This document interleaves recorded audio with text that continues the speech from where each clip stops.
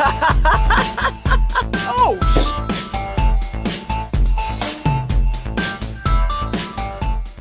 what's up, everybody, and welcome back to another episode. Actually, this is a new episode. I was almost about to say another episode of Dead Funny Podcast. Well, this is a lot like the Dead Funny Podcast, except it's a little bit different. These are going to be some test episodes. Unfortunately, I don't have a name for the show right now, and hopefully by the time that this episode goes up, I will have a name for the episode.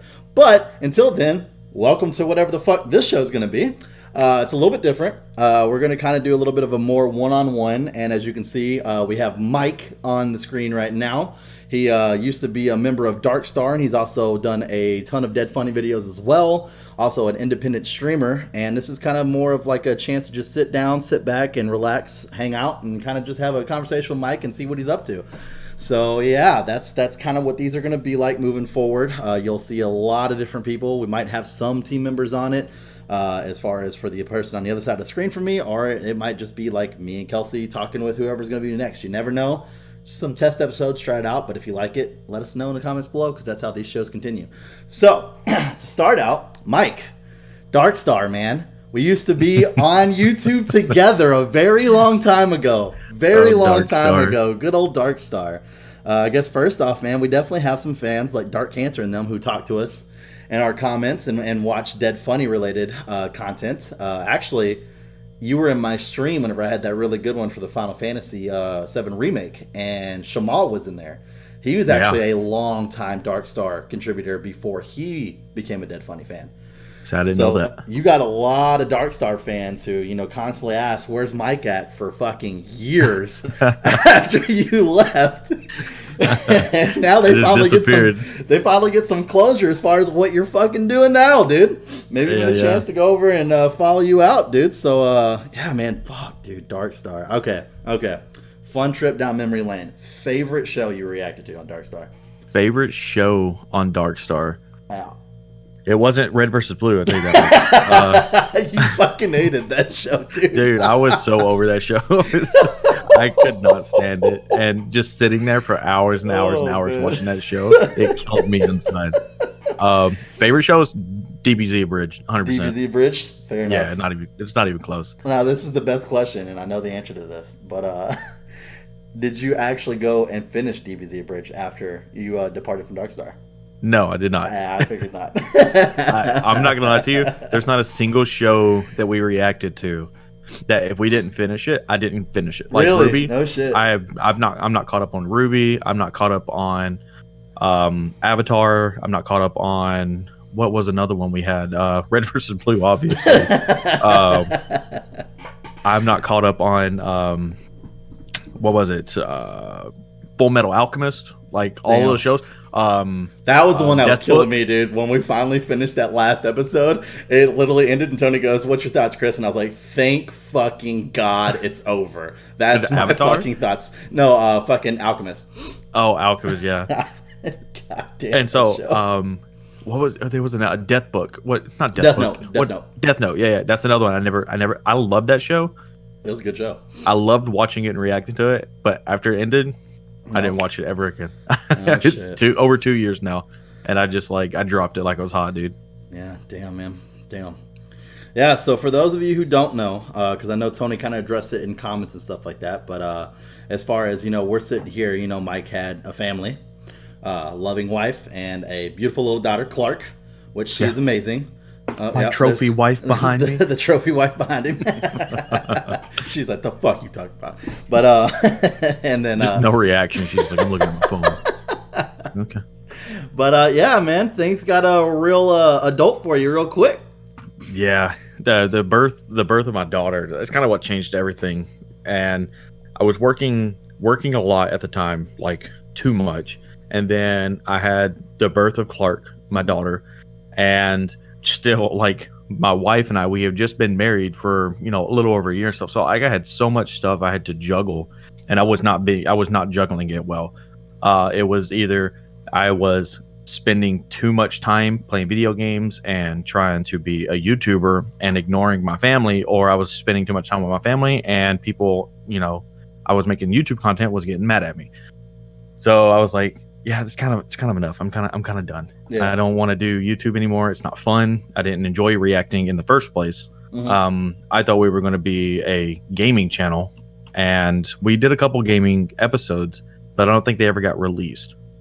I think some of them did. I just don't think and I might be wrong about this, but I don't think the views were there for the amount of time that went into the content as far as editing and stuff. And I could be wrong about that. Obviously, Darkstar fans, you'll know. But I mean, whenever Darkstar started and it being primarily a reaction channel, it's one of those situations where a lot of people kind of just got used to just that.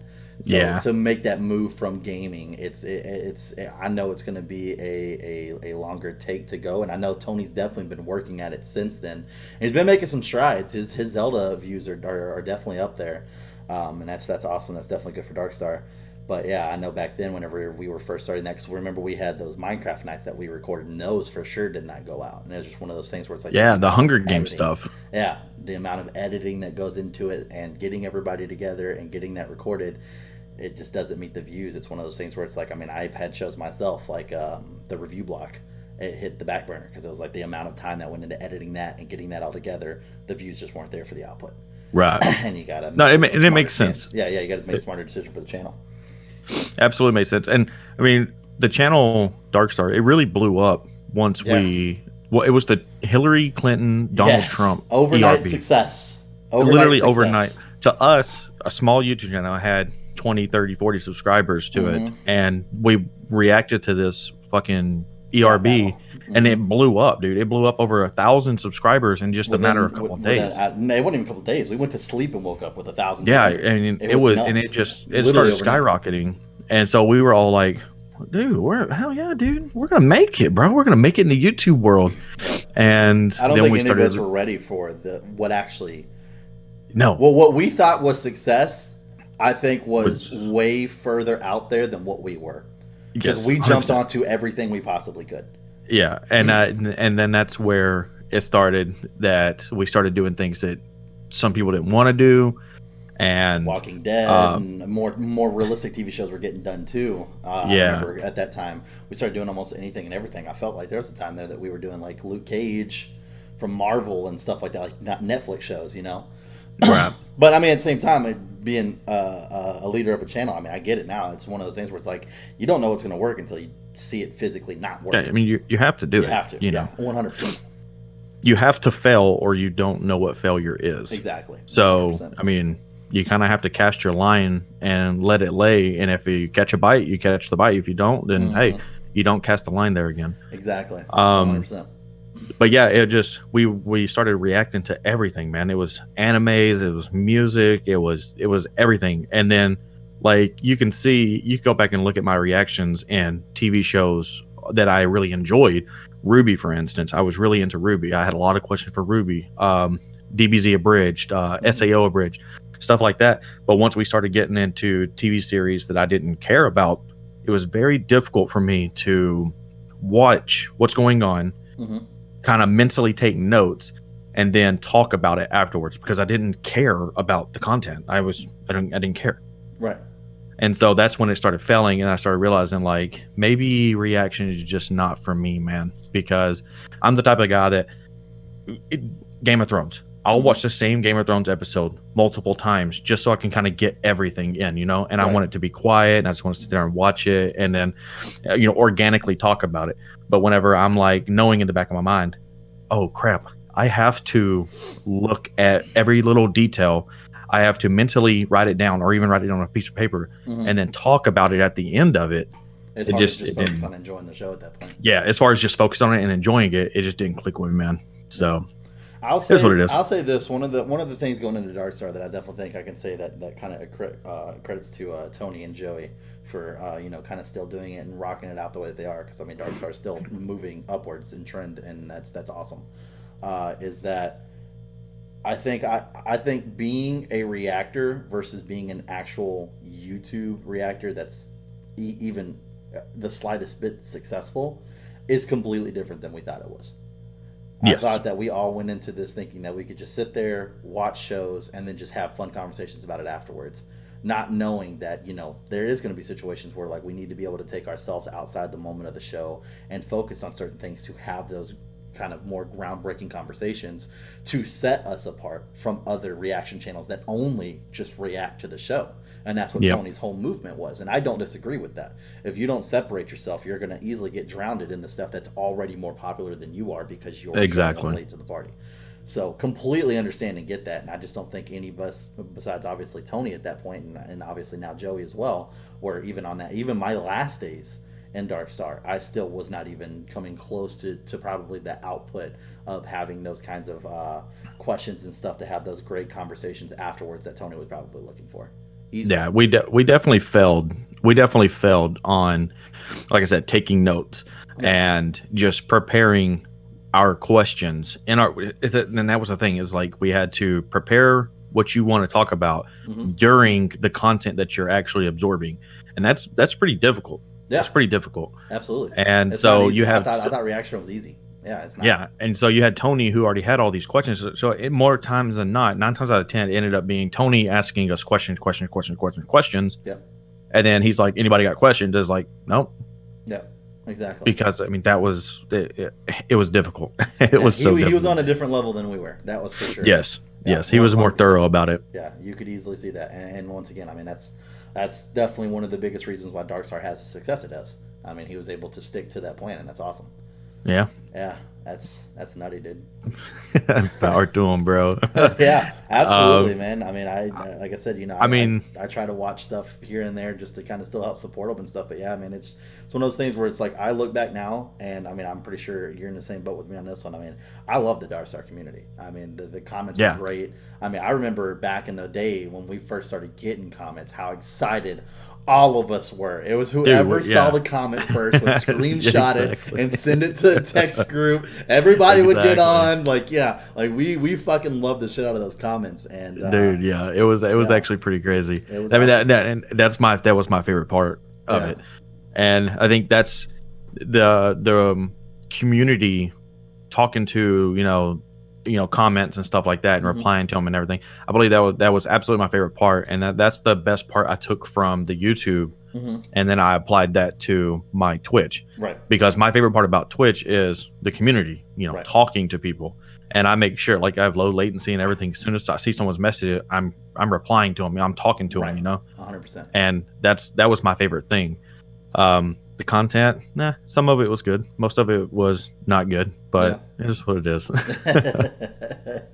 Man, we had to move from crawling to walking pretty fucking quick. That was that was nuts, dude. I'll never forget. There would be times where I would be out with friends eating dinner, and I'd be like, "Oh shit, I gotta leave!" Like I literally have to leave, and I would just take the car and fucking go home. Everybody'd be like, "All right, well, Chris, but his meal's here. He paid for it, but Yeah. I mean, damn, dude. We also had terrible scheduling too, and at the time there was a couple of us with full-time jobs, and then there was a couple of us with no jobs, and it was very difficult to schedule around. Well. For Tony and Joey, they didn't have jobs at the time, and so it was very easy for them to make the schedule around themselves and then try to get us to record with them. And that's all fine and dandy. That's completely cool. But at some point, it was like, hey, well, I'm actually a little bit more busy IRL. Can you please work around me a little bit? And sometimes it could be done. A lot of times it could not be done.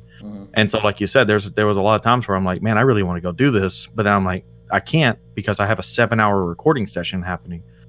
And from what I've talked to Joey about it, things have changed, as far as the recording schedule.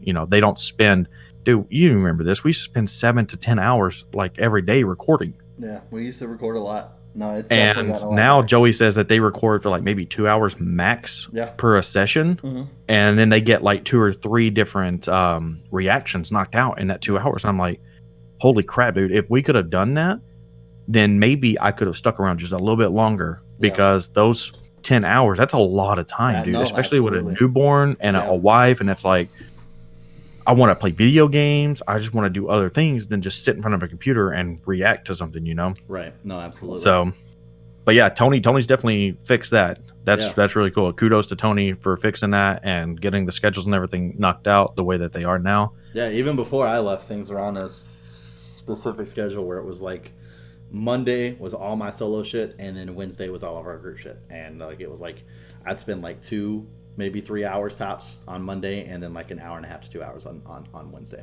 and that was it. Right. Yeah. So it definitely wasn't bad. The scheduling definitely got fixed for sure there towards the end. That's something. 10 hours. Oh, why don't we just schedule? Why don't we just record for 10 hours and then we have all week off? Like, no, bro.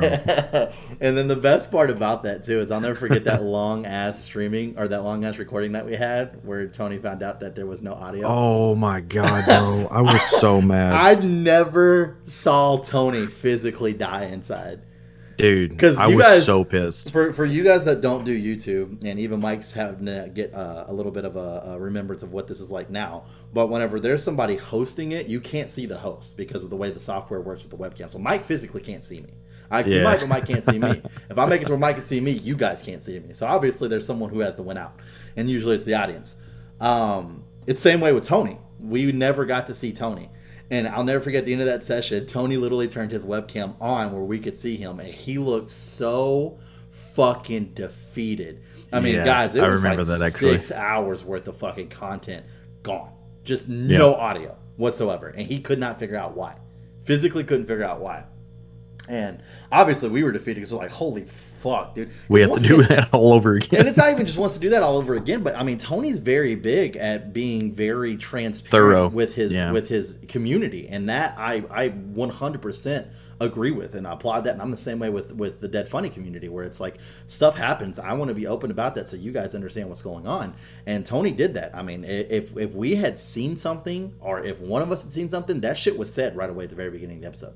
So that way we were never in a situation where it was like we were faking reactions or anything like that. That's one thing I give props to Tony. There was never a faked reaction. That never happened from anybody on the cast, ever. No.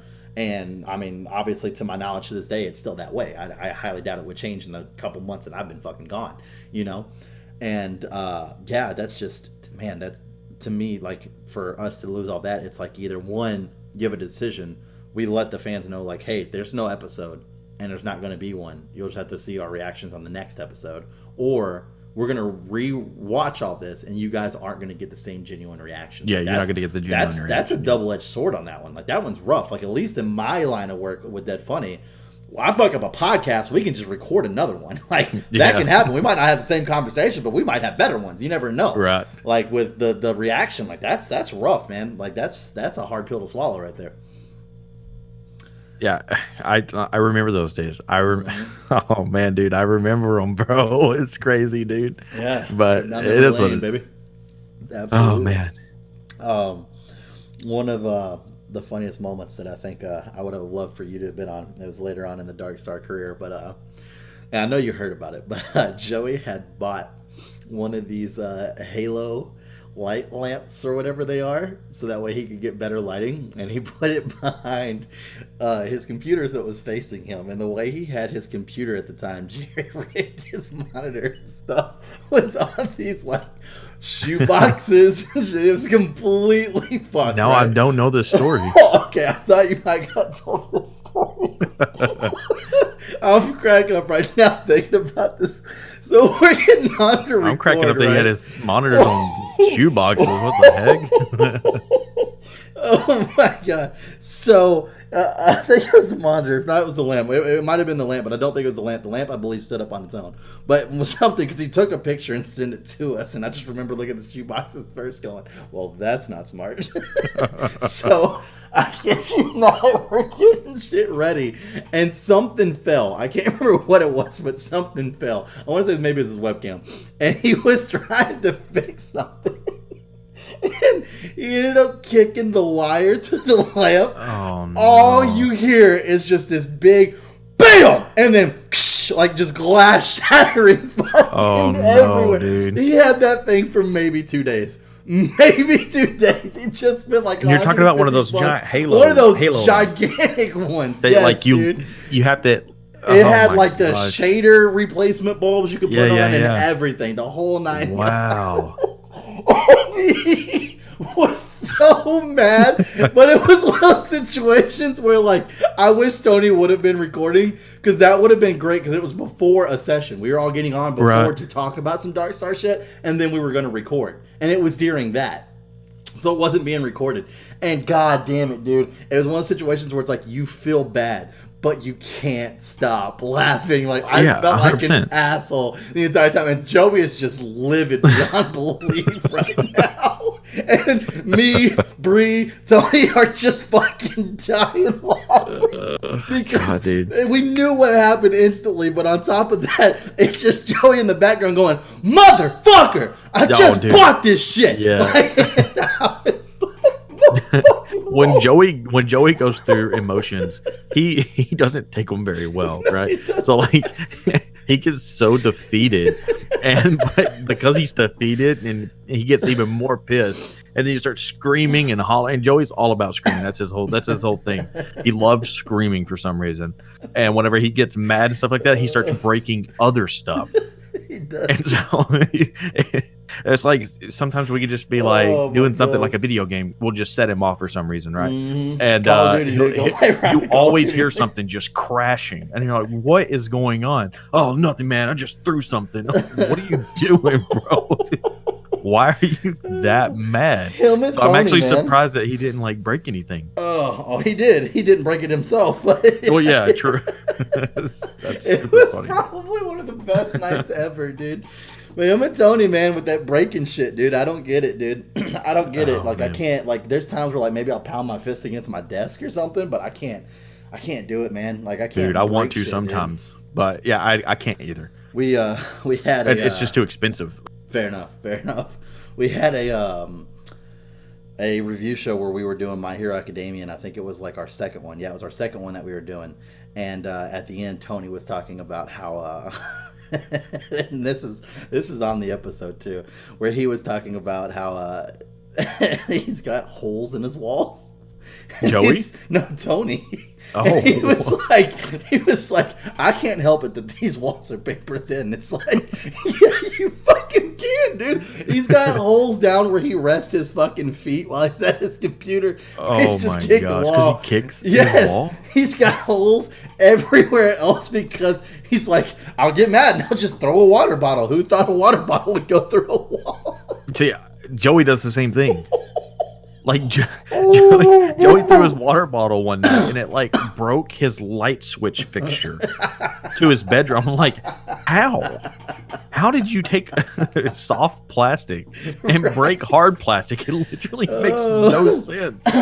But I didn't know Tony was like that. I didn't know Tony had that issue. But that's actually funny. I can't wait to talk to him again. Ask him if his feet get a little cold during winter because he's got fucking holes in his walls. And he was like, what was it? The best part of that was at the end of it. He said, talking. He's like, you know what? I didn't want to wake up that day and be mad. I didn't want to be mad while I was playing Madden. That's not what I did. He goes, you know what? Fuck that. I'm suing that guy. And I was like, yeah, it's going to be the best class action lawsuit. Yeah. If you or a loved one ever thrown a water bottle while playing Madden, you might be entitled to some money. Yeah, true. Might be, entitled to some money. Wow, that's funny. Man. I had no idea that Tony was like that. Tony's best one, and I know I've told this story a couple times, but Tony's best one so far was me and James. And it's not the James that's been on the channel, but Mike, you know the James I'm talking about from Texas. And we were on playing Halo Wars, and me and James had gotten into a 1v1 against each other. Matchmaking. It was against each other. And I was like, no fucking way, right? So we're milking the shit out of it. We're getting our EXP points maxed out, right? Right. Because that's what you could do in the first one.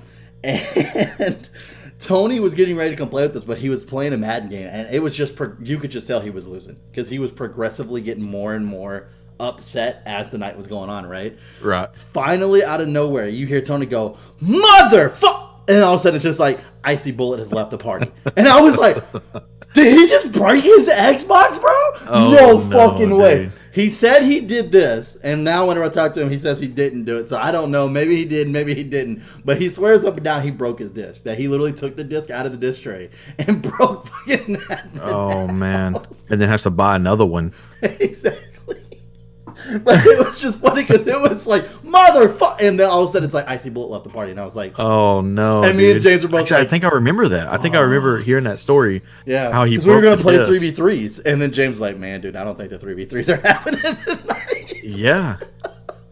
He got back on. Dude, he got back on. He did something like that with Madden before. I think, no, what was it? Yeah, he bought Madden. I'm pretty sure this is so. He bought Madden. This was a Madden him and Joey were playing together. But he bought Madden.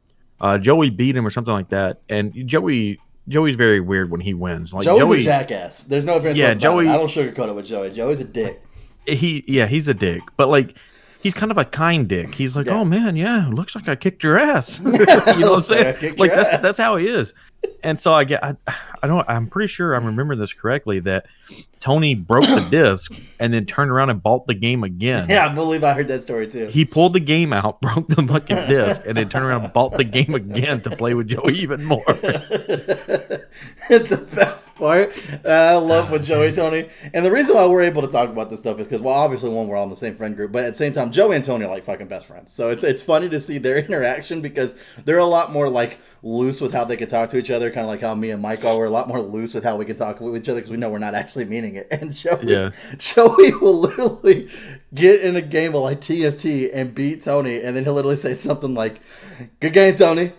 And you know he's doing it to be an asshole. That's the thing that kills me. To be an asshole. Hey, GG, bro. Hey, nice touchdown, bro. Even though I'm winning 56-7, exactly. nice touchdown, bro. He does shit like that, and you're like, "Oh, you are being such a fucking prick right now, dude." And Tony's got to the point where he calls him on it every time now. Like every time. Like back in the day, we used to just let something slide. Tony calls him on it every fucking time now. He's all like, "Oh yeah, dude, thanks for being a fucking douchebag, dude. Thanks, man. Thanks." Like.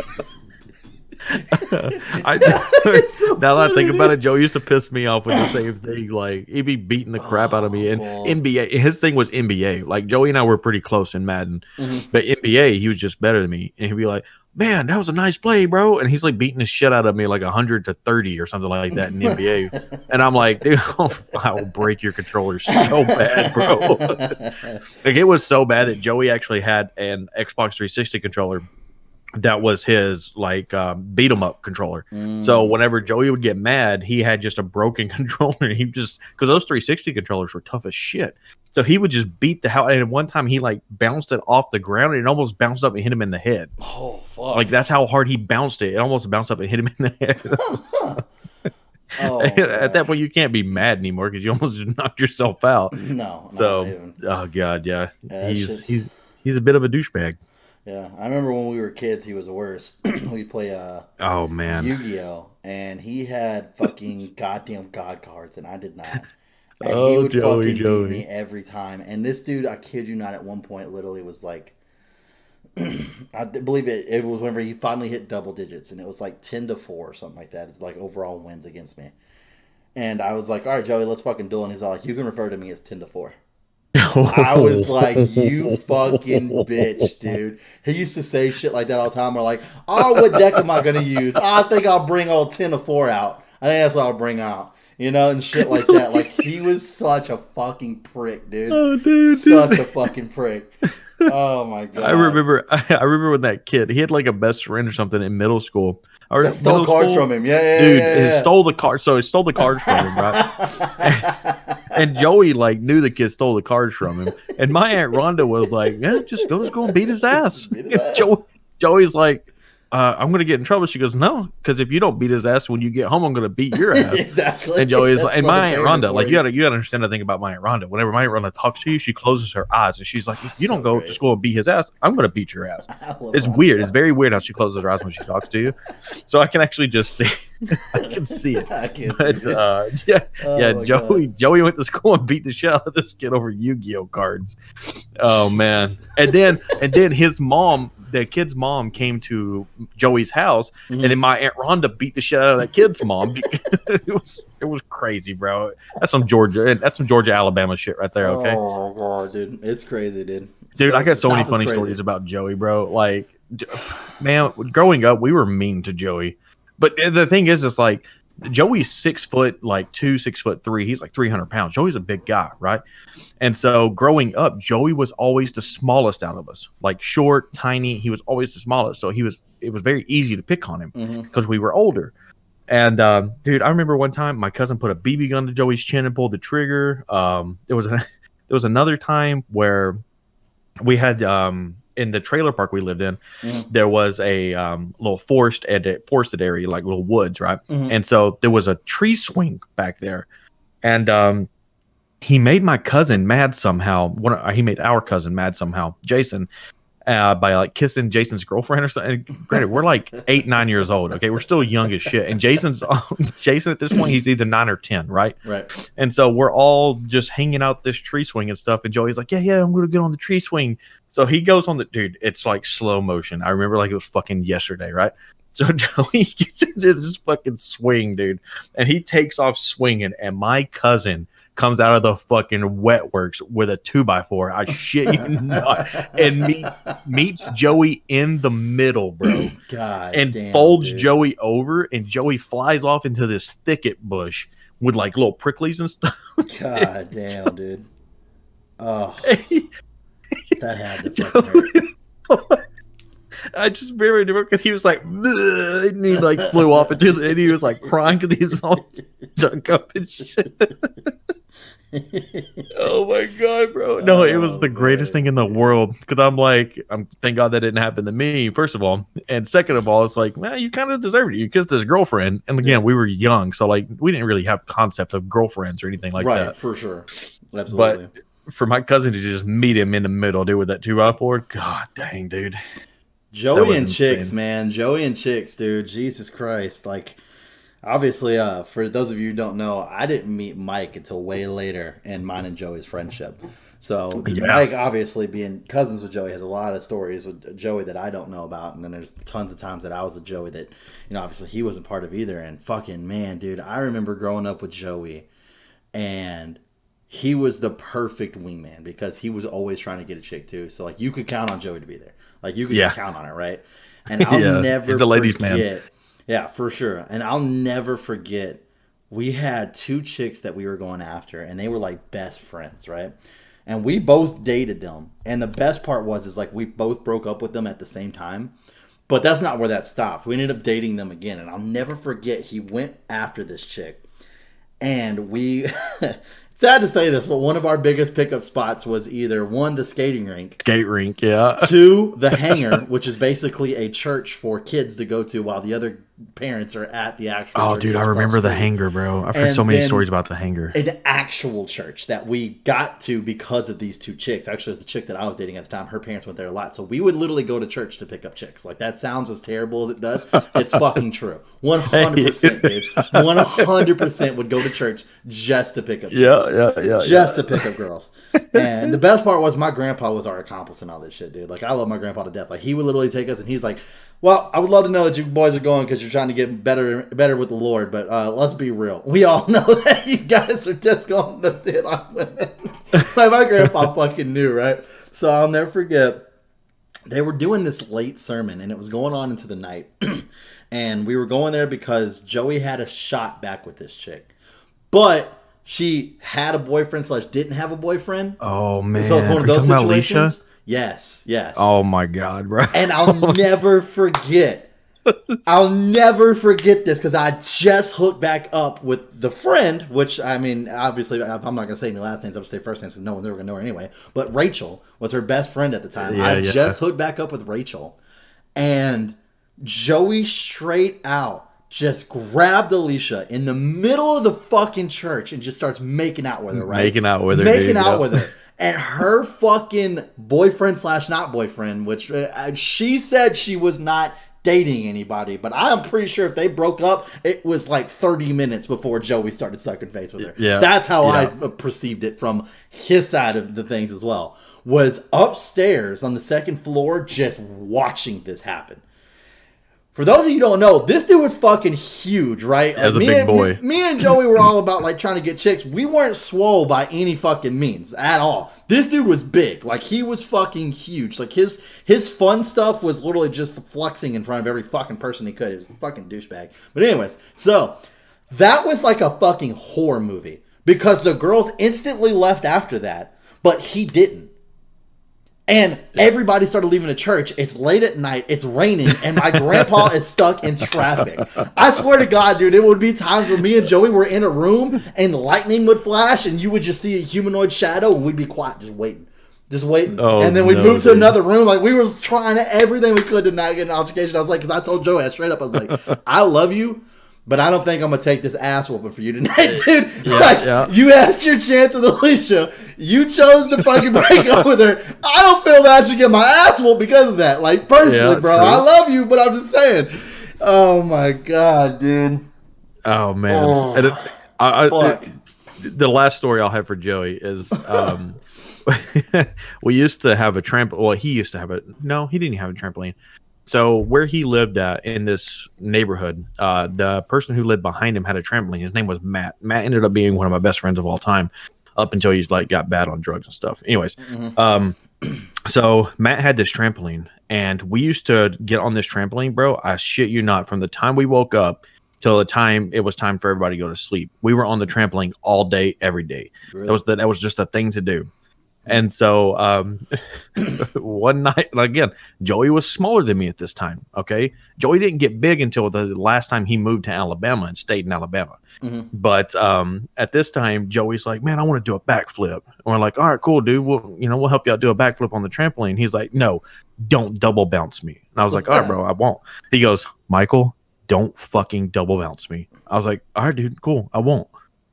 And so as soon as he goes to jump, Matt and I double bounced the fuck out of it, bro. Joey, he flies up, and then again he like folds over on his back. His back is the first thing it hit, right? On the metal rods. He like folds over that, right? And just falls on the ground. And he's so mad at me. He's like, my fucking back. Yeah, my back. And that's like the greatest part. And this time he's like, I broke my fucking back. And he's like, don't tell my dad I'm cussing. Fuck. That's the part that broke me. He's like, don't tell my dad I'm fucking cussing.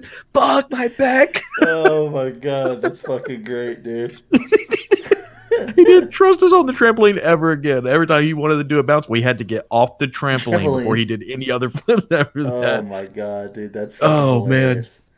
Oh yeah, dude. That's fucking funny.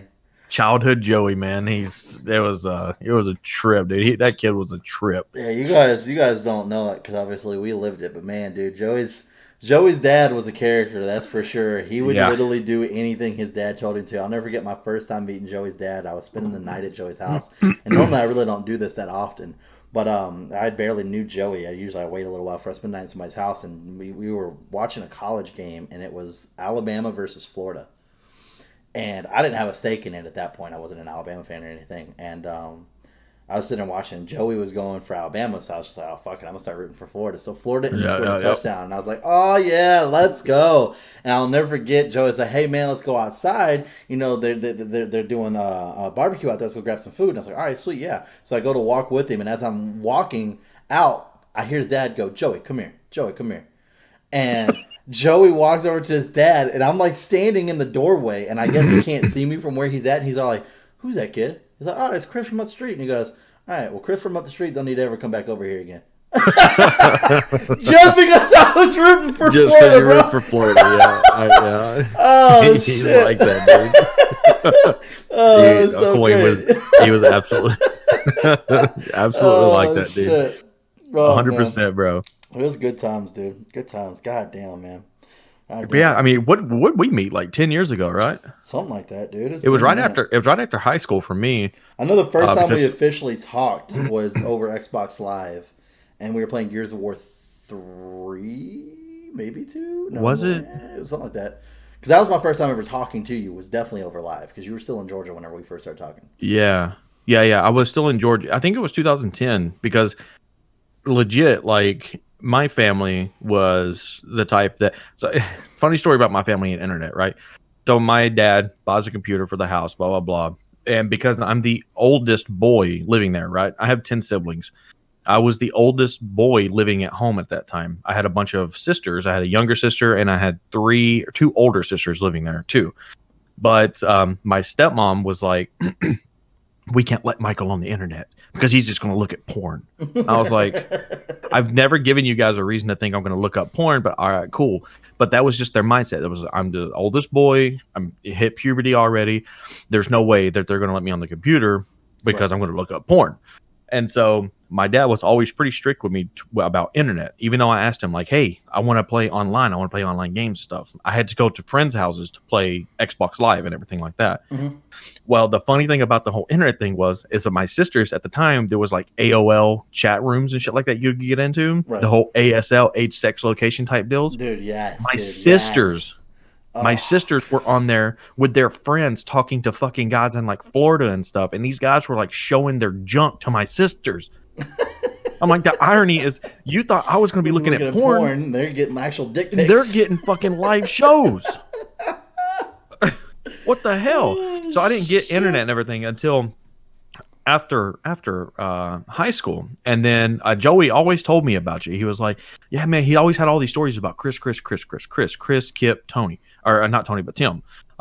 You three were a mainstay in all the conversation, and obviously Shane and Patrick and stuff. But I knew Shane and Patrick, anyways. And he always told me, he's like, "Yeah, dude, I don't know, man. You and Chris, I don't think you guys are going to get along." And I was like, "Dude, why?" And he goes, "Nah, because you're kind of a dickhead." And I was like, "Yeah." And he goes, "Yeah." And Chris is kind of a dickhead. And I was like, "Oh shit, we might not get along then." And, yeah, legit, that's how the same shit to me too. That's how the conversation went. I was like, you're not. Maybe I shouldn't meet Chris then. That Our last conversation like that was when you got your Xbox. Joey called me. It was like, bro, like I'm really nervous about you playing games with Mike. Dude. So yeah. Fuck. And then I remember us having conversations and stuff. And at that time, I didn't have Gears 3, but I had just started a job and I bought Gears 3 and because you told me about it. And then I also bought Kingdoms of Amalur because you told me how that game was supposed to be amazing. Yeah. And so, yeah, appreciate that. But yeah, so we just stayed in touch, and then it was a year after that's when I ended up moving down to Alabama, and then our friendship just flourished, man. We just became best friends. You're still my best friend. So we've had arguments and stuff, and when you have best friends, if you're not arguing with your best friend, something's wrong in my opinion. Like 100%. even when like in a relationship with your significant other, if you don't have some arguments, there's something not right. That's too perfect. But yeah, so. I want to say it's been about 10 years, dude. Yeah. That's insane to think. A fucking decade. Yeah, it's crazy. It's fucking Usually nuts. They say, like, if you can hold a friend, if you can keep a close friend for longer than 5 years, you're more than likely going to be friends for life. Obviously, we got one friend of the friend group that's not true for anymore. But because he just dropped us like it's hot. But he had been practicing social distancing before social distancing was mandatory. Yeah, 2 years prior. But yeah, dude, fuck. And it's just one of those things that it was just so funny that he did not want us to talk, and it ended up being that we're best fucking friends. Absolutely, dude. Kind of crazy how that works out. It is nuts, dude. It is nuts. Yeah, to think about how long it's been, and even like when we finally saw each other in person, whenever I came down there on vacation. Oh yeah, and it was not weird. Didn't even skip a beat. Awkward? Didn't even skip a beat, dude. Not even at all. Dude. And that was the same with the entire friend group. Yeah, absolutely. Because James, I had only talked to James for maybe a year or so before I met James. Because of fantasy football. And and through fantasy football and stuff like that. And James came over, and then Joey and I ended up flying up to Wisconsin, and we get to see Tony for the first time, and it's like it's just one of those. Yeah, it was just one of those things. Again, we've all had arguments. Don't get me wrong. This is not perfect friendships. Not okay, even close. There's a time we used to say that our friendship was toxic. So yes, and it was toxic as shit. Okay, we were like fucking high schoolers.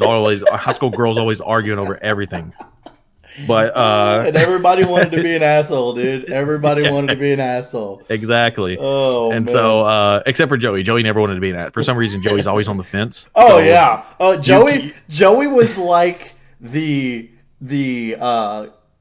was like the counselor That Yeah. everybody, he was like the mediator. He was the person that people would go and talk to. He wouldn't take place in the arguments, but he would hear you out and then try to set you on a straight and narrow. And then the same thing would happen. Because there'd be times where, like, I'd talk to Joey because I had an issue with, like, Mike or something. And then after we get done, I'd be like, you already talked to Mike, didn't you? He's like, oh, yeah, me and Mike had a conversation earlier. But, I mean, we want to talk about this. It's like, yeah, I bet you fucking weren't.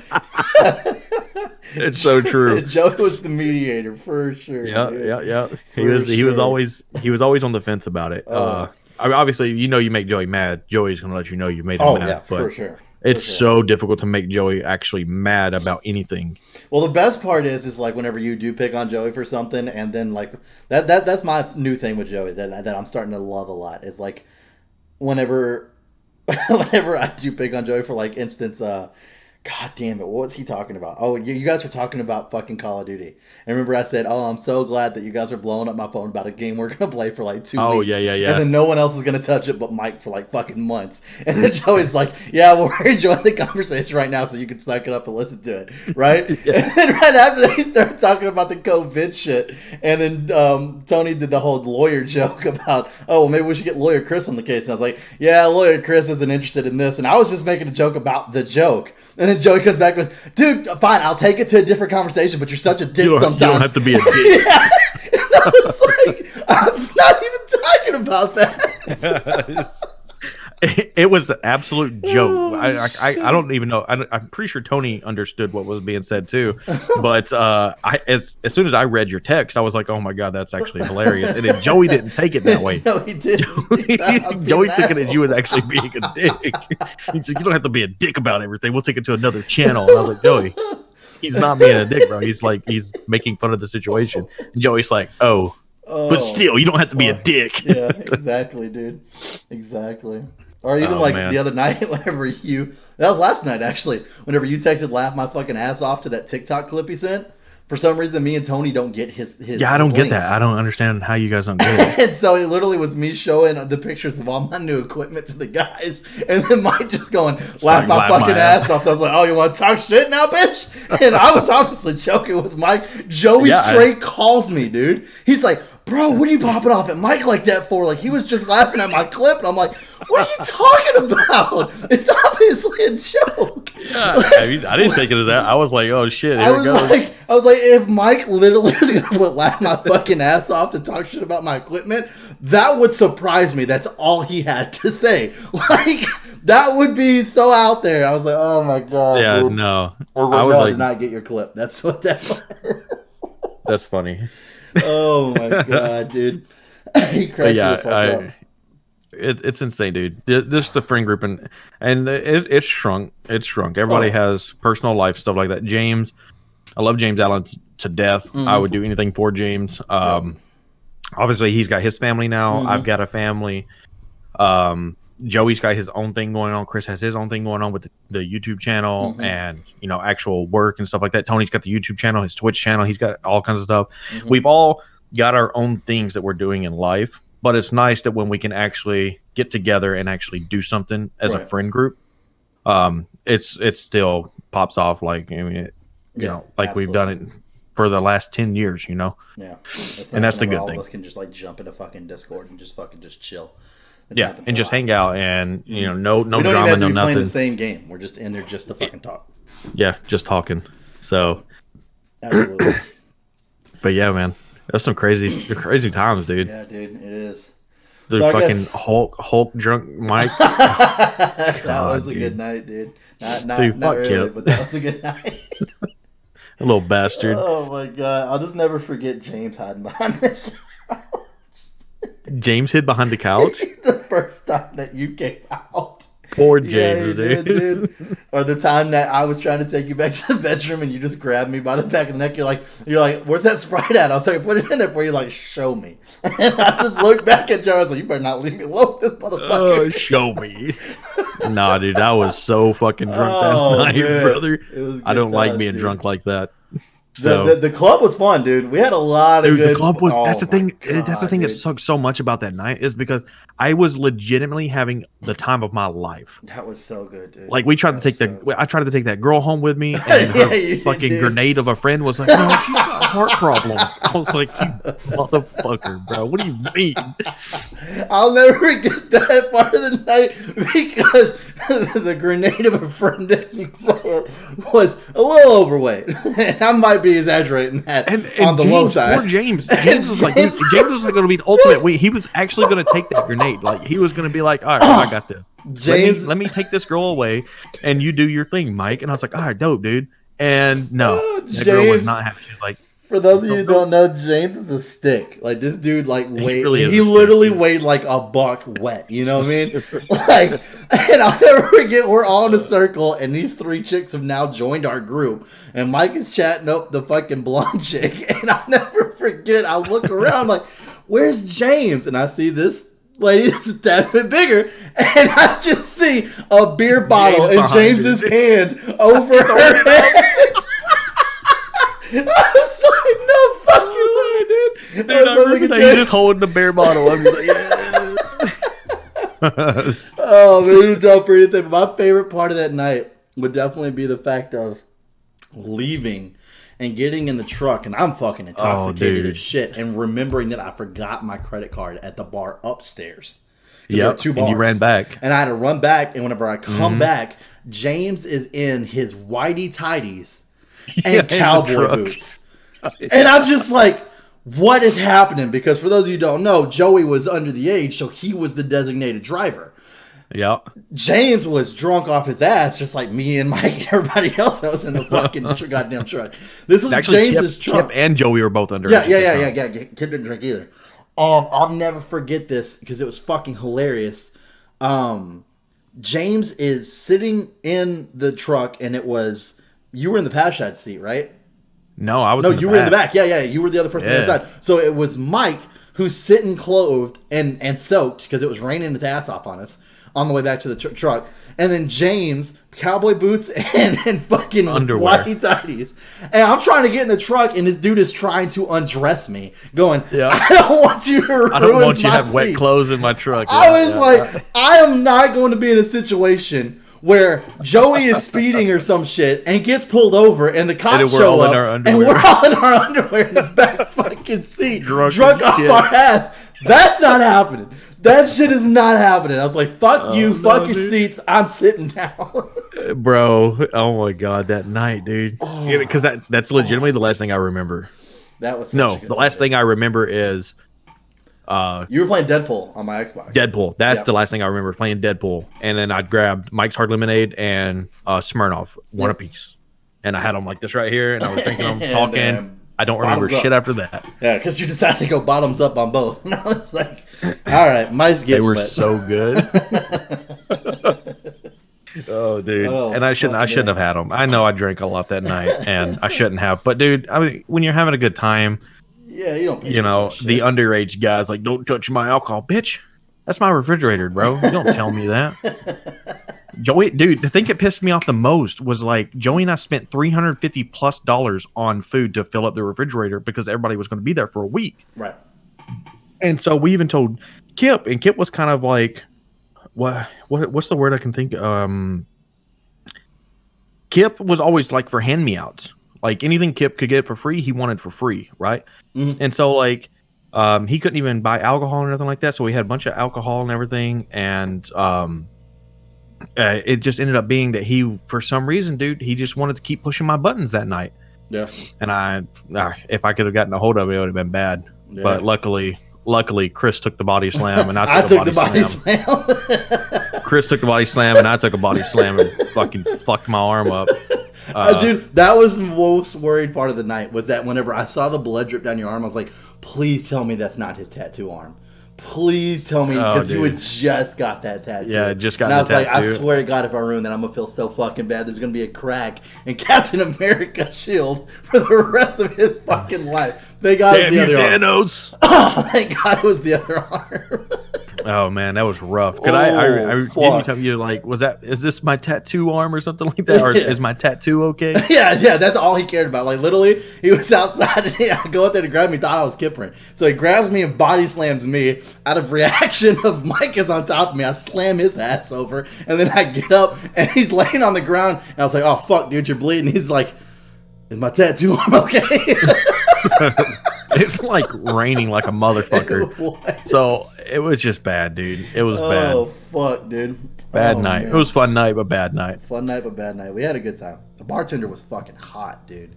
Holy God, I don't remember. shit, dude. I don't the one remember. Upstairs, the one downstairs was nothing but guys, but the one upstairs. That's why I left my fucking tab upstairs, so I had to keep going up there to get my fucking. You going up there too, huh? She was fucking smoking, bro. Oh man! And then there's that fucking stripper pole in the middle of the fucking dance floor too. Yes, the girls I actually all have a wanted to be video. around. Bro, I have a video of me and James on that stripper pole. Bro. Oh shit! Like legit. Like I'm just on the stripper pole and I'm like swinging around and I see James. There's you see James. He's like tipping this drink back and he's like doing the pelvic thrust. I still have. You got like this smirk on his fucking face. I'm like, jeez, bro. I still have, for multiple reasons that will never be released to YouTube, but I still have the video of Joey doing the water bottle challenge. Oh my god, bro. He's no man, I don't want to do it, dude. I'm kind of scared. He was just like, I remember we just kept calling him a bitch, and he's like, y'all are bitches, and none of y'all doing it. And we're like, no one said we were gonna do it. You're the one that walked in here. You're the one. I bet I could do this. I can't do it. No man, I don't want to do it, dude. I don't want to do it. Whenever he did it, the fact that the water went in and then it just sprayed out the sides of his mouth like a fucking V, and it looked like his fucking eyeballs were gonna pop out his fucking head. Because he didn't do it the right way. So essentially, what he did, he just shotgunned fucking water into his face, and so it like it just spewed out. None of it went down his throat at all. It just was like air pocketed in. He didn't inhale the water. He just fucking let it squirt into his mouth, and when his mouth didn't hold anymore, it just shot back out like a fucking fire hydrant. That's what happened. Oh my god, dude! I was dying, bro. Oh, dude, then there was the CC Pizza, oh my god, yes, dude, he was so mad at you, bro. That's the most mad he's ever been at me. Whenever and I knew about it the entire time. For those of you who don't know, it is a tradition that when we go to CC's Pizza, we have to do a pizza eating challenge. And the way to do this is that everybody has to have a boneyard plate. So you don't eat your crust. The crust is your count for the pizza. And the girls weren't participating. So by them not participating, they were still participating by feeding Mike their bones onto his boneyard to make it look like he was beating Joey when Joey wasn't looking. I ate 3 pieces of pizza. 3 pieces. And Joey, I kept having, I made it look like I was eating more, dude. but the girls kept passing me under the table and stuff. Like they would pass me their crust. And so I'd throw the crust into my boneyard. And so it started piling up. And Joey and I started like pretending like, oh man, this is a lot of pizza, bro. Oh God. And Joey's over here like, there's no way I can let this motherfucker beat me. Joey legitimately ate 20 plus pieces of pizza. It was like 21, 22. I ate 3 pieces of pizza. He was and when I told him at mad. the end that I had only had 3 pieces of pizza, that these were all fake. Oh, bro. I was the only person in the car he would talk to because I didn't. He was like, "Don't fucking talk to me ever again. I fucking hate you." And that's the first time he ever told me he hated me.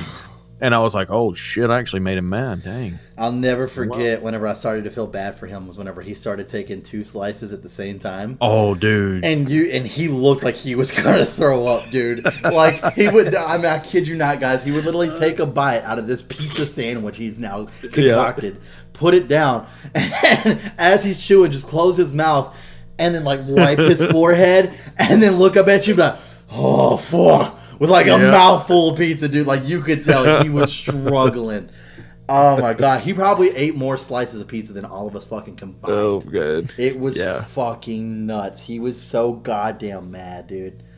Oh my god. Yeah, he was pissed. He was not happy with me at all, dude. I mean, I don't blame him. I mean, thinking back to it, I'm like, yeah, I shouldn't have done that. That's kind of messed up. That's a lot of pizza to be putting down. A lot of pizza. Could have made him really, really sick. Fuck it. It was funny at the time. It was fucking hilarious, dude. Oh shit. But yeah, but definitely now that we're kind of getting more to the closer to the end of this. So, quick question for you. You've been on Darkstar, you've done some Dead Funny content. What are the chances, the probability of Concordell having a YouTube channel? I've talked about it with my chat. I've told them because it would only be in the beginning. It would be long form content, right? So it'd essentially be me taking, because I tend to stream on Twitch minimum 4 hours. That's what I guarantee everybody. Minimum 4, unless something crazy is happening or I'm just not in the mood. Minimum 4 hours. Okay. And so I've asked everybody if, you know, they would like for me to take the content and, you know, from that stream and kind of just put it on YouTube. In the beginning, just trying to, you know, fish, see what I can get, you know, cast my line, see if I can get any bites and stuff. And then potentially going further than that. Because one of the big things about Twitch is, unless, and it can be done. Don't get me wrong. It can be done. You can build a community. Like I'm building a community right now. But you can build a community if you play the right game. It's just a perfect storm almost, right? Yeah, 100%. But right game, if right you time. have other means of content, so like YouTubers who start streaming on Twitch, they have 100,000, 200,000 subscribers. They come over to Twitch. They're like, hey, come over here. You like watching the YouTube videos? Come over here to Twitch and watch me play. Boom. It's instant partnering. Yep. Because they have these views coming over to Twitch all of a sudden. They have the following, yep. Yeah, they have that following. And so I'm like, well, maybe if I play a game that I really enjoy or people like to see or, you know, just crazy content, you know? Yeah, just new. Sometimes it being the new game is easier to do. And so I always thought, I was like, maybe I do that. And so I've asked a few members and they're like, yeah, we would love to see it. But it's just one of those, I fucking hate editing. And fair enough. Yeah. And so, I mean, I'm not saying that I couldn't edit, and eventually maybe I could, but maybe. We'll say maybe. Big maybe. Big maybe. Okay, fair enough. Big maybe. Let's do 55-45 to making a YouTube channel. Fair enough. 55% we will make it, 45% we won't make one. Fair enough. Okay, and then the topic that I've mainly been wanting to get on for the night, and definitely so that way we can kind of want to have this conversation, because I'm sure some of your Twitch supporters are going to come over here and watch this, and I know some of the Dark Star people are going to be very interested in kind of what you're doing now, what you're doing with your life. So for those of you who don't know, Mike is a real hardcore heavy streamer right now. I definitely feel like it's safe enough to call him an independent streamer, and is in really building a community, and you've done a really, really good job of that. I definitely think you deserve some praise for that. And I guess one of the best ways, in my opinion, for the viewers at this point would just be, what kind of state of mind were you in whenever you decided to go for a Twitch, and what were kind of like the driving forces for you to actually move forward with it? So, man, I've always wanted to be a content creator. That's the reason why I joined. That's why I agreed to Tony, you know, and you guys in joining Dark Star back in the day. I always wanted to be a content creator. It's just something I wanted to do. I love playing video games. But I've tried streaming off and on, and it was like one of those like, oh man, I don't really have anybody watching type deals. And then one day, I want to say like last September, I kind of decided, I was like, look, I'm going to buy my capture device. I'm going to start streaming. I'm going to be more consistent. So I started streaming. My wife and I just bought a new house and stuff, and I had my own little area finally that I wasn't sharing with anybody, that I could stream in and kind of just do my office. Right. And ended up losing my old job because I moved and stuff. And I was really down and out. And again, I was still playing video games and stuff. And my wife just pretty much approached me. She goes, you know, you play video games 6 to 8 hours a day. I was like, okay. And she goes, why are you not recording yourself doing this? Why are you not streaming yourself playing video games? If you're going to play the video games, you might as well stream.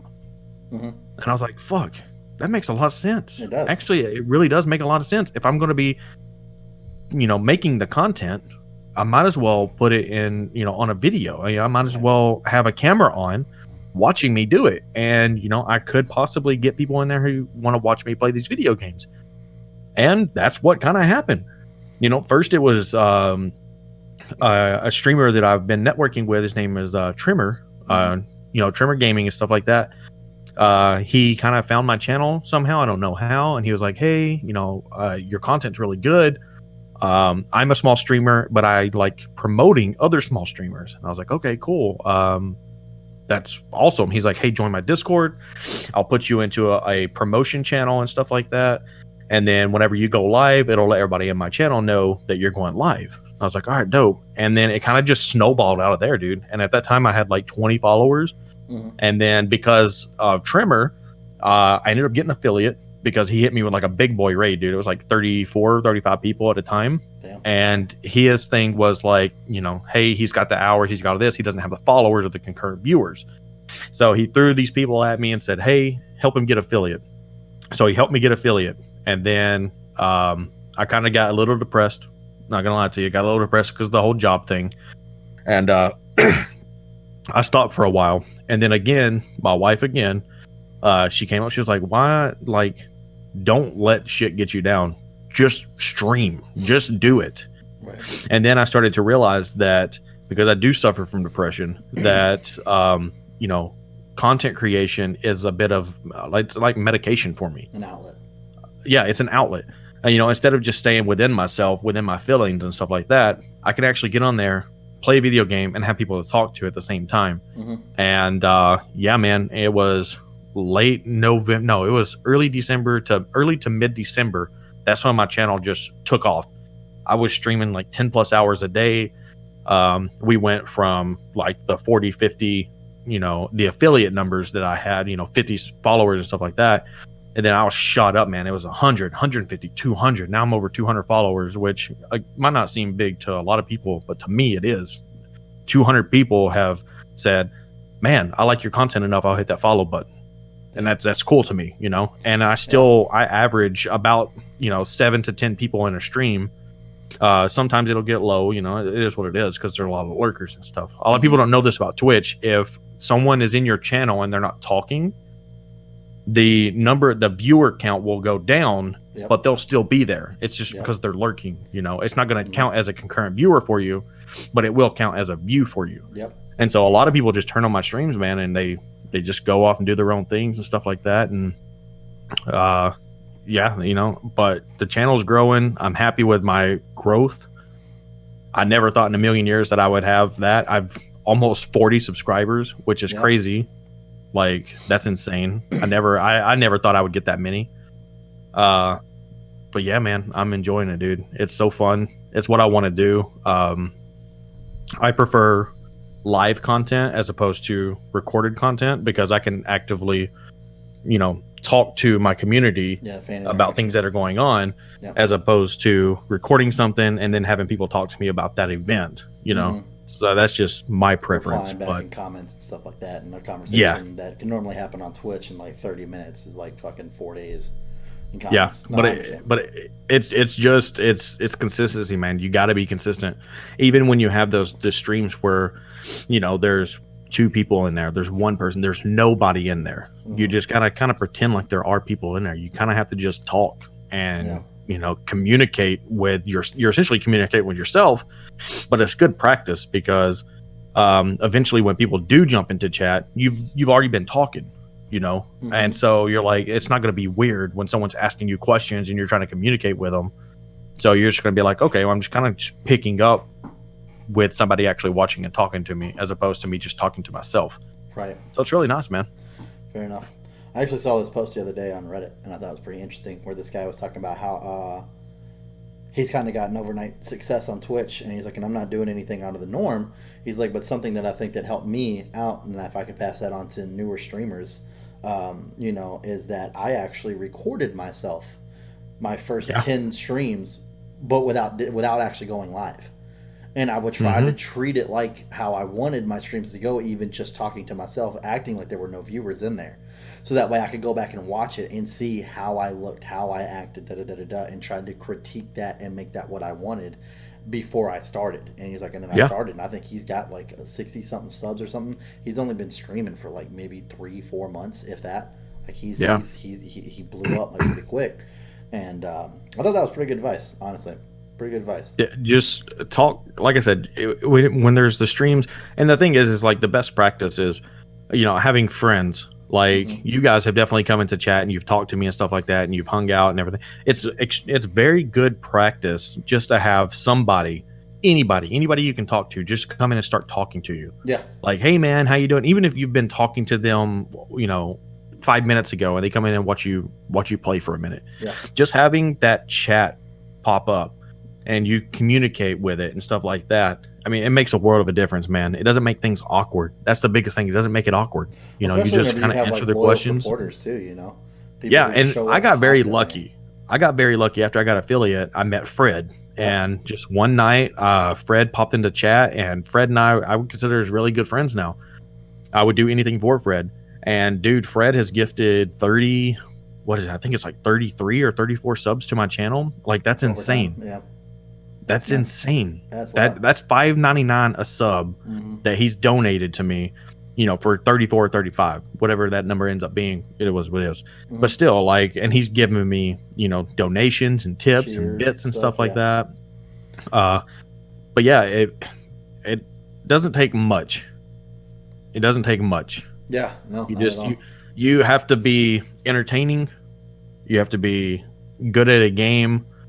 Like that's the two things. Like you either have to be entertaining or you have to be very, very, very good at the game. No one wants to watch somebody who's not entertaining and not good at the game. You don't want to be, hey guys, just sitting here playing a video game, I guess. Hey, what's up, chat? No, man, you want to, what's up, guys? How you guys doing, man? Like, holy, you know, you have to kind of get into a character almost. You almost have to build a character. 100% an online persona for every content. Yeah, you have to have an online persona.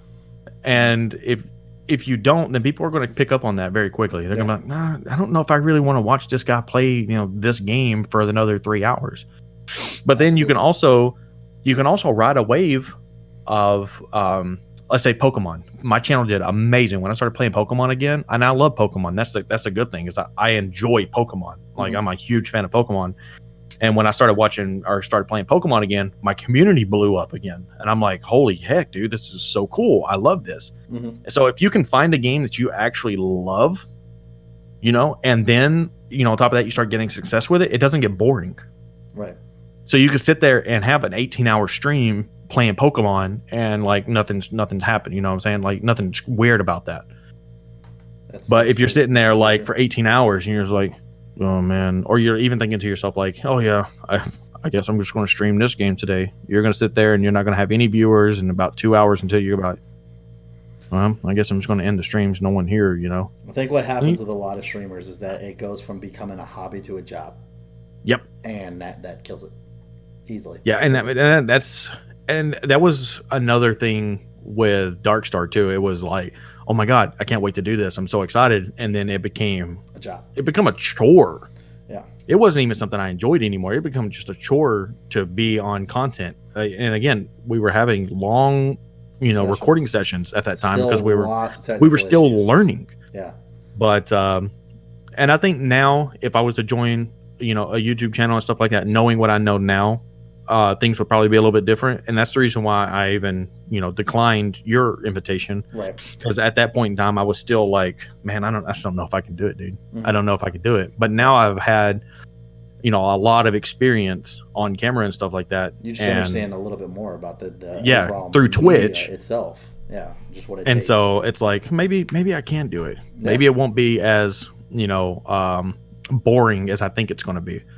But you never know until you try. That's for sure. It's exactly. Like you said, casting that line, dude. You never know until you cast it. That's 100% facts on that one, bro. 100% facts. Damn. But yeah. Yeah, no, you've definitely been killing it, man. Like you definitely deserve the props for it, dude. I mean, it's been fun to sit back and just as your best friend, just be able to sit back and just kind of watch your channel grow, dude. It's been one hell of a journey for you, dude. It's been nuts, bro. It's been nuts. It's actually been crazy because even sometimes I'm like, I don't get it. I don't understand what I did to have the people who actually show up day in and day out, even if they show up, like I have some viewers who are in other countries, you know, like Australia. I have Saudi Arabia now. I have a couple British followers. They just pop in, man, and they're like, hey, you know, sorry we can't be here very long because of the time difference stuff. We wanted to pop in and say hello, how you doing? And then that means so much to me. Right. That you know you can't be there the full time, but you pop in to just say hello. Yeah. Or make a joke at me. Tell me. My chat loves to think I'm bad at video games. I don't know why. I don't know why they think I'm bad at video games, but for some reason my chat thinks I'm bad at video games. So they'll always be making like video game jokes at me. And I've had people come in like, you know, you suck at video games. See you, dude. And like these are my followers. And I'm like, okay, it's nice to see you too, bro. Fuck you. But yeah, man, it's been a crazy ride, dude. Well, then I guess kind of the last two things I kind of want to touch on here quick with you and just kind of get your opinion and your outlook on it, because I think that would definitely be very helpful for other people out there. Is if you had anything you wanted to say to either someone who is planning on starting to stream and doesn't quite know, what they want to do or kind of jump into it yet, or even just being a content creator in general. It could just be YouTube. What do you think would be some kind of good starter advice, things to throw out there? Because I know one that I put out there just to kind of give you an example, and I definitely believe that you'll agree with me on this, because it's kind of some of the stuff that Krista was talking about, is that if you're already doing it, you should at least try. If you're already going to put the time in to play the video game, you should at least try just to record it, because you never know what's going to happen. You don't know what audience you're going to reach. Yeah, there's so many different levels of entertainment that you literally don't know what you're going to reach, because at the end of the day, I think a lot of people get too focused on building a wide open fan base, and in the end that's not what you want. Because whenever you get a wide open fan base, for instance, like let's say Mike's got people who only watch him play Pokemon's only going to go so far, but Mike's got a community where they're there to watch Mike. It doesn't matter what he's playing, they're there to watch Mike, and that's what you want, is the fan base that follows you, not what you're playing. Yeah, yes. And that's one big thing, is that, I mean, if you only play Pokemon, then more than likely you're only going to build a Pokemon community. Yeah. And if you go and play, and this has happened, there's a lot of people, like I know a lot of big PokeTubers out there who are struggling right now because they built their channels just wholly on Pokemon. Mm-hmm. And now it's like, Pokemon's not really as popular because, it's kind of been slow and stuff like that. And they're wanting to play other games, and all of a sudden they're not getting the same views and stuff like that. So what I like to do is, I don't want to predicate my channel on just one video game. Right. I don't want to be a Fortnite streamer. I don't want to be a Call of Duty streamer. I want to be a variety streamer. So whenever I do build a community, I want them to, okay, shit, you're playing Pokemon today, I'll watch you, but then you're going to play Dragon Ball Z Kakarot tomorrow. Fuck it, I'll sit in and watch you. You're entertaining enough that I'll watch you play Kakarot, even though I joined you to watch you play Pokemon. And I've had people do that. But my biggest advice is, enjoy what you do. If you don't enjoy it, why do it? You know what I'm saying? Like, if I said, if you're just dull and just it is what it is, like, you have to enjoy it. It is a job. Yeah, it is a job. Like, there are people who stream 10, 18 hours a day. Like, that is a job. You have to, again, enjoy what you do. Just have some kind of energy. Yeah. There's streamers out there who don't have a lot of energy, and that's fine, but they've already built communities, around that. Have energy, man. Yeah. Be energetic. Like, what's up, guys? How you doing? Oh shit, what I'm saying? Just have a little bit of energy to you, and that's going to go a long way. And then just try to find some content that you like. Don't just because everybody's playing fucking Fortnite right now, or not that they are right now, but it's say Valorant. Just because everybody's playing Valorant, don't go and just play Valorant because you think that's where the views are going to come from. Because if you're playing Valorant just because you think that's where the money's going to come from, you know what's going to happen? Your chat's going to join, and people are going to join and be like, this guy's not really having fun. Right. Like, I don't want to watch this guy like be pissed at this video game the entire time. That's why I've stopped Call of Duty, is because Call of Duty pisses me off. Right. And I don't enjoy it. So I'm like, I'm done streaming Call of Duty. But if you're streaming a game that people want to see you happy. Yeah, they want to see you having fun, because then they want to see you having fun. If you're there and you're just like, I'm telling you, man, it makes so much of a difference if you're actually enjoying what you're playing as opposed to not enjoying it. People can fucking tell. Yeah, that's fair. And you need to be consistent. You need a good schedule. If you need to let your community know if you're not going to be, for your set schedule. I think having Discord is is very, very, very yes. If you need to have a Discord. I believe, like Chris said, you need to have a Discord or some way where your community can get a hold of you outside of the channel. Right. You don't have to give your phone number or nothing like that. No one's saying give phone numbers out or nothing like that. But there has to be a way for them to get a hold of you and find out what you're doing, or for you to get a hold of them. Like every time I go live, I try to tell people like, hey, I'm going live. This is what we're playing type deal. I try to, if I'm not going to go live that night, let them know, hey, got this shit going on. Can't go live tonight. Right. But if you stream, one day and then you're gone for 6 days, I mean, it's going to be very difficult for the people to come back, because they have to come back every single day if you don't have a Discord. Right. They have to come back. Is he streaming? No, he's not streaming. Okay, day 4, is he streaming? No, he's not streaming. Fuck this. I don't know next time he's going to stream, so I'm going to unfollow the channel. Yep. And that happens a lot. Like, trust me, dude. I've had people unfollow my channel, and it is such a ball kicker, dude, to me, because I'm like, fuck, man, I think I'm really cool. I think I make great content. And then you're looking at the numbers, and you're like, well, shit, I had this many followers, and now I have 3 less. What happened? Type deal, I think it's very important to not let that get you down as well. I mean, you can't let that it's hard. It's hard. And I've just got to that point where it doesn't bother. I'm going to try to not let it bother me anymore, because seeing yourself take 3 steps forward and then 2 steps back, you're like, fuck, man, this sucks, dude. This sucks. I can't believe that these people left. I don't know why. And unless you keep up with every single follower, it's almost impossible to find out who actually left. Unless you know every single follower by name, their place on the list and stuff like that. It's very difficult to find out which one actually left. Right. And yeah, man. So consistency, enjoy what you're doing, have some energy, and I think you could be a good streamer. Yeah. That's just, even if you're growing slowly, you don't have to have 1,000 viewers the second day you're streaming. Yeah. That's not that. It's a marathon, It's not a 40-yard dash. It's a fucking marathon.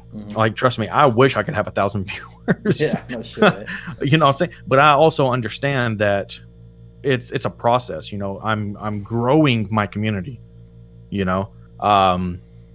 But yeah, so it's pretty much that. And anybody who has any questions, if you're in Chris's, the Dead Funny Discord or whatever, you can always just at me. Yeah. At me and ask. Like, I'm down to explain to you if you need to know hardware, software, anything like that. I'm more than willing to help. Yeah, and I'll also have all of Mike's links down there as far as his Twitch, his Discord, and his Twitter. So if you want to get at Mike at any part, feel free to do that. Feel free to follow him. Feel free to join his Discord. I mean, he's definitely someone that likes to help people out. Dude, and another thing, before we get off on that, the last piece of advice, I am a strong believer in networking. Yes. Because I was going to bring that up for you. Yeah. Networking has played a huge role in the growth of my channel. Like I said, Trimmer, who found me when I was small and helped me kind of grow my community and everything, like, I'm still in touch with Trimmer, and he still sends people my way. Like, hey, every time he sees me in chat or he sees me in the Discord, hey, don't forget to go check out Mike. Don't forget to go check out Concord. And then I've met a lot of other streamers who are, hey, we're small streamers. Maybe we should do some co-streams together. Maybe we should play some Stardew, like Chris and I, we play Stardew Valley together. We play other video games together and stuff like that. I tell my community, hey, go check out Chris. Go check out Clouded Blade. And he'll tell me, hey, go check out Concord, like he's telling you guys now. It makes such a big difference, because there's probably an audience there who would probably never really thought about watching your content, but because you're getting endorsed by somebody that they enjoy watching, they're more prone to say, if Trimmer likes it, if Chris likes Mike's content, and he's endorsing it, hey, maybe we'll go check it out. And who knows, they could be mainstays of your community after that. You never know. Network, dude. Get on Reddit, get on Twitch, join Twitch channels, man. Raid people. I'm another big believer in, if you even have 2 people in your chat at the end of your stream, just fucking raid some rando, dude. Raid somebody. Yeah. And when you raid their channel or you host their channel, you can make someone's night, man. There could be somebody with 0 viewers. So, like, my thing is, I like to take small channels when I'm raiding, and I like to just send my people in there, show some love. And even my mod, Fred, he's big on it, man. Even if I forget to raid somebody, whenever I'm getting off, I've given Fred permissions to raid. So at the end of the night, I'd be like, hey, Fred, raid somebody, bro. Yeah. Pick somebody that you want us to raid. They'd be like, okay, here we go. And he'll fucking raid somebody for me. So even if you can't remember to do it yourself, you can always have somebody there, to give them permissions, and they'll do it for you. Yeah. So Absolutely. Network. Huge for sure. Yeah, and I mean, there's a piece of advice that I've kind of given because we actually had a question like this, and it's gonna be the last thing that I ask you here in a second. But we were talking about as far as like quarantine and stuff, and kind of how to stay healthy and things that you could possibly do. And one of my biggest advices to that, and I just want to add it to this as well, since we're talking about it, is I can't say this enough, and I learned this from Rooster Teeth, and I strongly live by this, which is create content that you yourself would want to watch. Yes. If you can't enjoy your own content, it's not even worth it. It's because who else is going to watch it if you don't even want to watch it?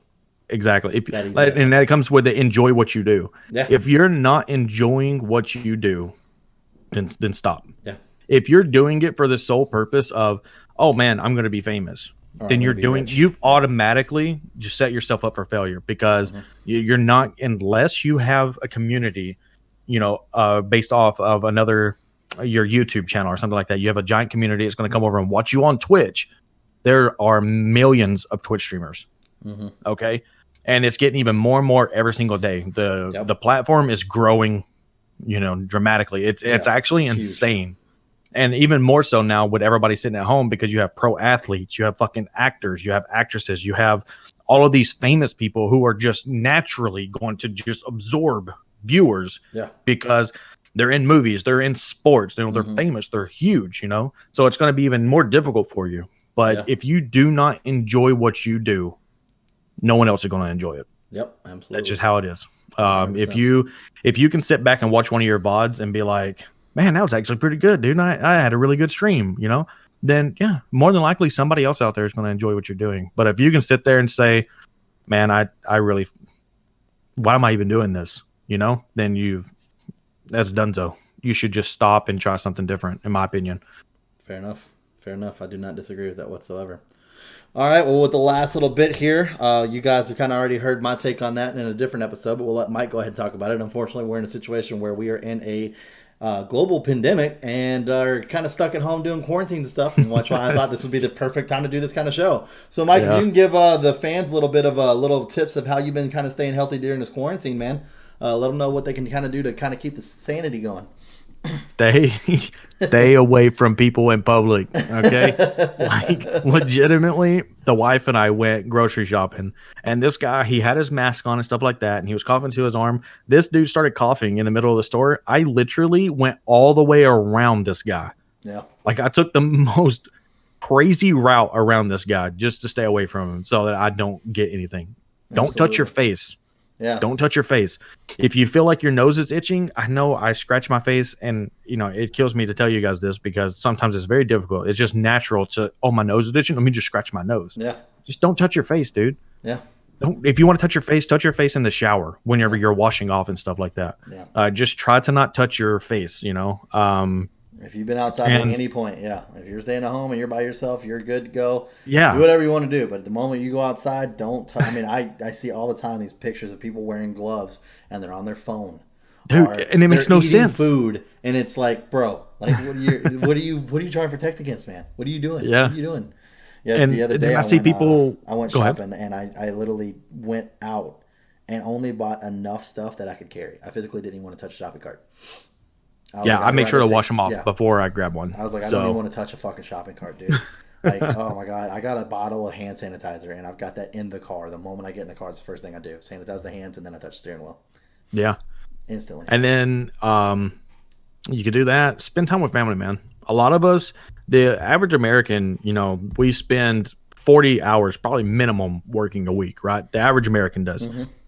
The average working American, right?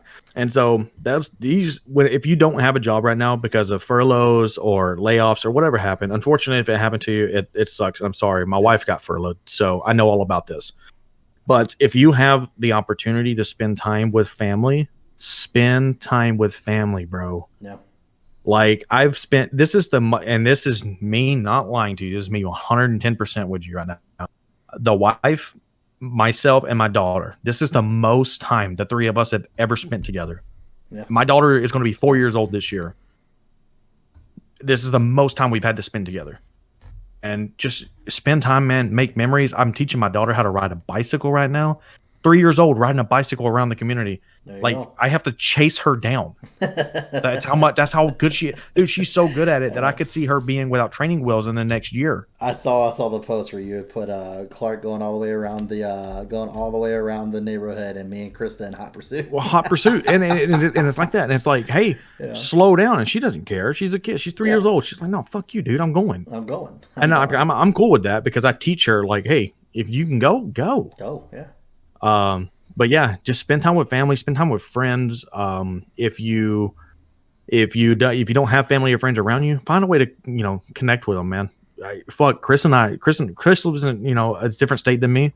Yep. I live on the West Coast. Like I talk to him every day, either text message, phone calls, Discord, playing video games, or finding some way to communicate with each other. Absolutely. So just find a way to talk to people. Don't get cabin fever, man. There's no sense in it. Don't hurt yourself like that. Communicate. Don't clam up. Because this could go on for another month. It could go on for another 6 months. No one knows. Yeah, we literally have zero answers right now. So, all right, well, fair enough. So that's going to go ahead and wrap it up for this episode. Obviously, Mike, I want to say thanks for coming on and being the first test episode for this. Yeah, absolutely, man. This has been fun, dude. Yeah, dude, it was really awesome to go down memory lane and definitely letting you kind of just talk about, what you're at, what you're doing, especially for people in Darkstar who've been wanting to know. Now they got a chance to know kind of what you're up to. And obviously, like I said, all Mike's links will be down in the description below, so you'll be able to get him on anything that he's on that he puts out there for public knowledge for you guys. It will be down there, so definitely hit him up with some follows, some subscriptions. I mean, he's out there killing it. He's streaming all the fucking time. He's got a Discord that's constantly live all the time. Trust me, I know. I get notifications 24/7. So yeah, I mean, he's doing it, man. If you miss Mike and you want to show him some love, that's the best way to do it for sure. So you go join that Discord, go join that Twitch, go talk to him. I mean, you don't have to donate, you don't have to do any of that. Just go talk to him, man. That's all he wants is just fucking communication, man. It's just communication. Yeah, just communication, man. That's that. Yeah, I think I saw somebody say that I would much rather have a 5-minute conversation with somebody in my chat than a $5 up in any day. Yes, absolutely. Yes, and I completely agree with that. 100%.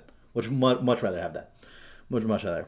But at the end of all this, I hope you guys have a great rest of your week. And if you have any questions or anything like that from Mike, feel free to throw them in the comments below if you don't go follow any of his stuff. And I'll make sure that Mike sees it. And then Mike can obviously get out to you as well. But other than that, like I said, have a good rest of your week. And once again, if you like the show, let us know. That's how this keeps going. All right. Absolutely. Bye, guys.